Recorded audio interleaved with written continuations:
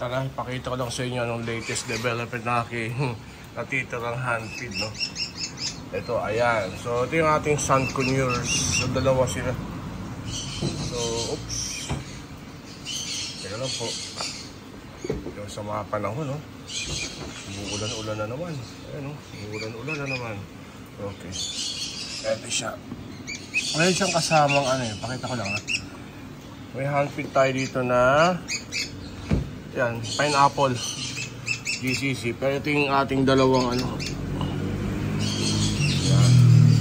Ating Sun Conure. Ito isa. Ito yung pangalawang Sun Conure natin. So, yun lang. Sa mga nag-aabang dyan, no?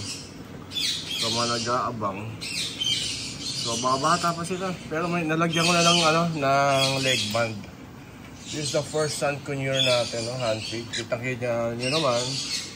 Lumalabas na yung kanyang ano. Dahil pagka-orange sa ulo. Ayun, no? Maingay na rin. Matapang na rin. So, ayan sila. Talagang baby na baby pa sila. Sisimula pa lang, no? Pero yung kulay orange sila sa ulo, lumalabas na yun. Matatakaw to sila. Maraming takaw nila. Ayan, no? Sisimula na naman. So, quick sharing lang sa mga may gusto in advance ng 2 piraso na Sun Conure. Meron tayo dito. May hand feed tayo na isang tawag dito, green chick, pineapple.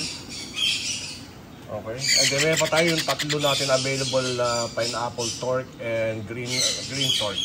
Okay. Yan po sila kaganda. So, quick update lang.